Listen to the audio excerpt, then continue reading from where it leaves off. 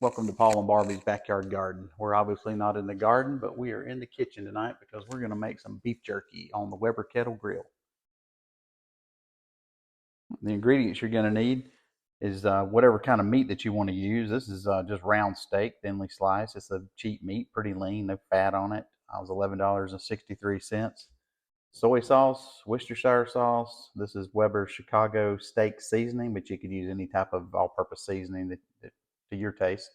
Some coarse black pepper, some coarse kosher salt, and some brown sugar. So let me get this meat cut up into some small strips, and we'll get this marinade together. All right, let's get all our ingredients together. First thing we want to add is 1/3 of a cup of brown sugar. And I don't know if there's enough in this bag. I may have to open. Nope, I got enough. All right. There's 1/3 of a cup brown sugar. Next, we're going to add 1/3 of a cup of soy sauce. And I would highly recommend getting a name brand soy sauce, not some of that cheap junk from the grocery store, the generic stuff. For soy sauce. And get the lid back on. And then 1/3 of a cup of Worcestershire sauce. This could take all day to come out.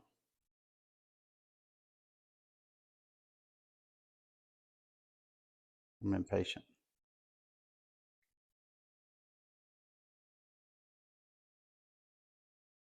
That's about half. Well, I'm making a mess.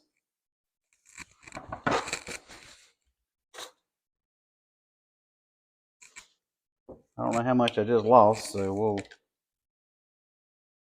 put a little more in there. That's not going to hurt anything. All right, steak seasoning. We want to use a tablespoon of all-purpose. This is just a all-purpose steak seasoning, and because I like pepper. And this has I'm looking for the ingredients. It has salt, spices, dried garlic, dried red bell pepper, and some red pepper. And then your coarse black pepper. And I mean, you can make this your own and change this up. I like a lot of pepper, so we're putting a lot. Anyway, and then salt, we need just a teaspoon of salt. Once again, you could put as much as you like or as little as you like. All right, that's all the ingredients.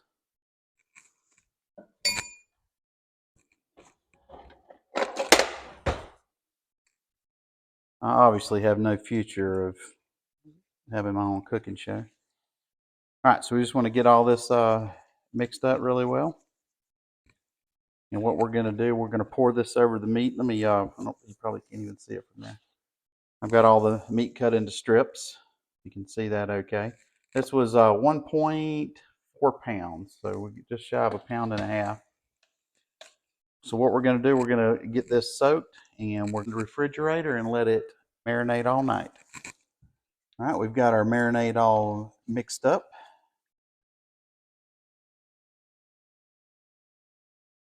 We're going to just pour it all over the meat, and then we got some of the spices there.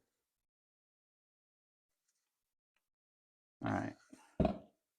I'll tell you, I am just making a mess tonight. Got a cooking glove on so I can get my hands all in here and I can grab the camera without having to keep washing my hands. You can kind of see how the meat is there. I'm going to get it all in the marinade. And we're going to put this in the refrigerator and let this sit all night. And then I will show you tomorrow, if y'all will meet me at the grill, and show you how to cook this slow on the Weber kettle. Right, everyone have a blessed evening, and I will see you tomorrow. Welcome back. It's the next day. We've got our grill all set up. We've got our charcoal in the snake method, and I'm about to light the tumbleweeds. I do not use lighter fluid. I only use natural tumbleweeds.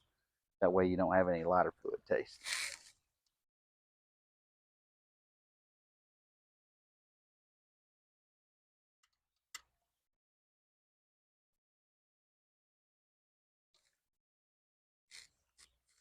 All right, we'll get that going, and we'll get our grill to about 200, 250 degrees. And we'll get our meat on here. All right, we've got all of our beef jerky on the grill. Usually takes anywhere from about 2.5 hours to 4 hours to cook, just depending on the thickness. What you want to do is just flip it about once every hour is what I do. We'll check back on it in a little while.